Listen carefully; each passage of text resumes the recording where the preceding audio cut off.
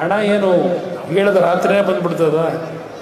10 ಕೋಟಿ ಹಣ ಬೇಕು ಅಂತಕ್ಕಂಥದ್ದಕ್ಕೆ ನನ್ನ ಗಮನದಲ್ಲಿ ಏನಿದೆ ಅದಷ್ಟೇ ಅಲ್ಲ, ನನಗೆ ಪತ್ರಿಕೆಗಳಲ್ಲಿ ಬರೆಸಿದ್ರು, ಸಂಬಳ ಕೊಟ್ಟಿಲ್ಲ, ಇಲ್ಲಿ ಬಂದು ದೊಡ್ಡದಾಗೇನೋ ಹೇಳ್ಬಿಟ್ಟು ಹೋದರು ಕುಮಾರಸ್ವಾಮಿ. ಏನು ಮಾಡಿದ್ದಾರೆ? ಸಣ್ಣತನದಲ್ಲಿ ಪಾಪ ಯಾರೋ, ನಾನು ಅವ್ರ ಬಗ್ಗೆ ಎಲ್ಲ ಚರ್ಚೆ ಮಾಡೋದು ಅನಾವಶ್ಯಕ, ನನಗೆ ಅದರ ಅವಶ್ಯಕತೆಯೂ ಇಲ್ಲ ಅಂಥವ್ರ ಬಗ್ಗೆ ಮಾತನಾಡೋದಕ್ಕೆ.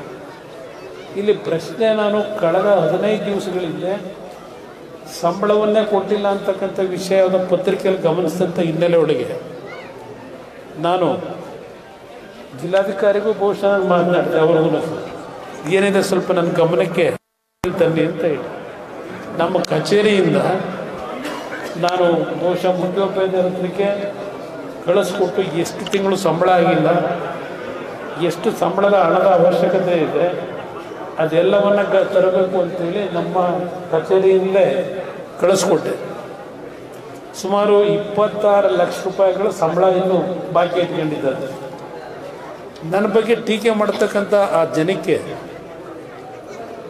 ಯಾವ ನೈತಿಕತೆ ಇಟ್ಕೊಂಡು ಮಾತನಾಡ್ತಾರೆ?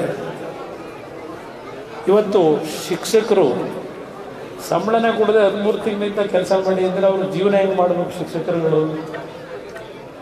ಇವತ್ತು ನನ್ನ ಬಗ್ಗೆ ಇಷ್ಟೊಂದು ಸಣ್ಣತನದಲ್ಲಿ ಮಾತಾಡ್ತಕ್ಕಂಥದ್ದೇನಿದೆ, ನಾನು ಯಾತಕ್ಕೆ ವಿಷಯ ಗೊತ್ತಾದ ಮೇಲೆ ಎಷ್ಟು ಸ್ಯಾಲ್ರಿಯ ಒಂದು ಹಣ ಕೊಟ್ಟಿಲ್ಲ ಅಂತಕ್ಕಂಥದ್ದನ್ನು ಯಾಕೆ ತರಿಸ್ಕೊಂಡೆ ಅಂದರೆ, ಇದಕ್ಕೆ CSR ಫಂಡ್ ಕೊಡಲಿಕ್ಕಾಗಲ್ಲ.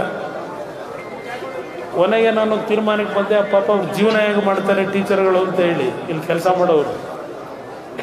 ನನ್ನ ಸಂಬಳ ಏನಿದೆ ಪ್ರತಿ ತಿಂಗಳು ಬರ್ತಕ್ಕಂಥದ್ದು ಅದನ್ನೇನು ಉಳಿತಾಯ ಮಾಡಿ ಇಟ್ಟಿದ್ದೆ, ನನ್ನ ಸಂಬಳವನ್ನು ನಿಮಗೆ ಕೊಡಬೇಕು ಅಂತಕ್ಕಂಥ ತೀರ್ಮಾನಕ್ಕೆ ಬಂದಿದ್ದೇನೆ.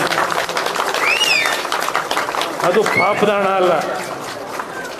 ನನಗೆ ಇವತ್ತು ಮಂತ್ರಿಯಾಗಿ ಕೆಲಸ ಮಾಡಬೇಕಾದ್ರೆ ಪ್ರತಿ ತಿಂಗಳು ಸಂಬಳ ಏನು ಬರ್ತಾ ಇದೆ, ಆ ಸಂಬಳದ ದುಡ್ಡನ್ನೇ ಇವತ್ತು ಎಲ್ಲ ಶಿಕ್ಷಕರಿಗೆ 13 ತಿಂಗಳು 26 ಲಕ್ಷ ರೂಪಾಯಿ ಪೇಮೆಂಟ್ ಇದೆ ಅಂತಕ್ಕಂಥದ್ದು ನನ್ನ ಗಮನ ಏನು ಸೆಳೆದಿದ್ದೀರಿ. ಪಕ್ಕದ ITI ಅಲ್ಲಿ ಕೆಲಸ ಮಾಡ್ತಕ್ಕಂಥವ್ರು ಇರ್ಬೋದು, ಇದೆಲ್ಲ ಸೇರಿ ನಾನೇನು ವರ್ಗಾವಣೆಗೆ ಯಾರ ಹತ್ರ ದುಡ್ಡು ತಗೊಳ್ಳಲ್ಲ, ಇಲ್ಲ ಯಾರಾದರೂ ಕೆಲಸ ಮಾಡಬೇಕಾದ್ರೆ ಕಮಿಷನ್ ಕೊಡಿ ಅಂತ ತಗೊಳ್ಳಲ್ಲ.